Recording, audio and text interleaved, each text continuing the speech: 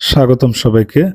আগামী 13 আগস্ট 2025 খ্রিস্টাব্দ তারিখের ঢাকার প্রেস ক্লাবের শিক্ষক সমাবেশ সফল করার লক্ষ্যে আমাদের সিরাজগঞ্জ জেলা থেকে 9টি বাস ঢাকার উদ্দেশ্যে ছেড়ে যাবে।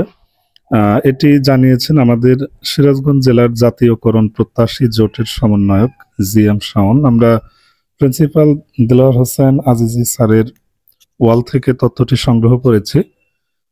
আমাদের প্রতিষ্ঠান থেকেও শিক্ষকরা কিন্তু জাতীয়করণের আন্দোলনের জন্য ঢাকাতে যাচ্ছে। তো আপনার প্রতিষ্ঠান থেকে কতজন যাচ্ছে, কিভাবে যাচ্ছে অবশ্যই জানাবেন।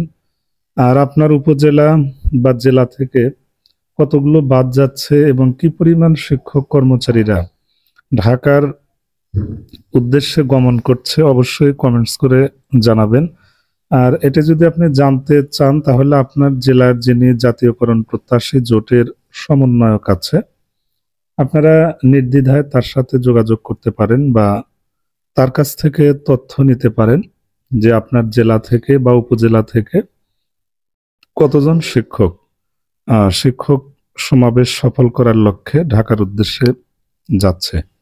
তো যেহেতু পরিবহন ধর্মঘট নেই, সুতরাং অত্যন্ত সুন্দর, সুশৃঙ্খল এবং শৃঙ্খলার সাথে আমাদের শিক্ষক সম্মেলনটি অনুষ্ঠিত হবে, এমনটাই আমাদের প্রত্যাশা।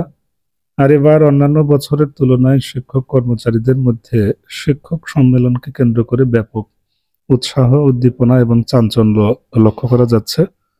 আমরা অবশ্যই প্রত্যাশা করি যে শিক্ষক কর্মচারীদের যে প্রাণের দাবি, আমাদের যে বৈষম্য, বাড়ি ভাড়া, চিকিৎসা ভাতা এবং অন্যান্য সুযোগ সুবিধা বৃদ্ধি কল্পে জাতীয়করণ প্রত্যাশী জোট থেকে যে সমাবেশের ডাক দেওয়া হয়েছে এটা নিঃসন্দেহে প্রশংসার দাবিদার এবং আমাদের উচিত যার যার অবস্থান থেকে স্বতঃস্ফূর্তভাবে উক্ত শিক্ষক সমাবেশে যোগদান করা এবং শিক্ষক সমাবেশকে সাফল্যমণ্ডিত করা। আমরা যদি কর্তৃপক্ষের নিকট আমাদের বৈষম্য বা দাবি দেওয়ার কথাগুলো সুন্দরভাবে উপস্থাপন করতে পারি, আমার বিশ্বাস এই অন্তর্বর্তীকালীন সময় সরকারের এই নির্ধারিত সময়ের মধ্যে আমাদের অনেক যে দাবি দেওয়া বা বৈষম্য আছে সেগুলো দূর হবে।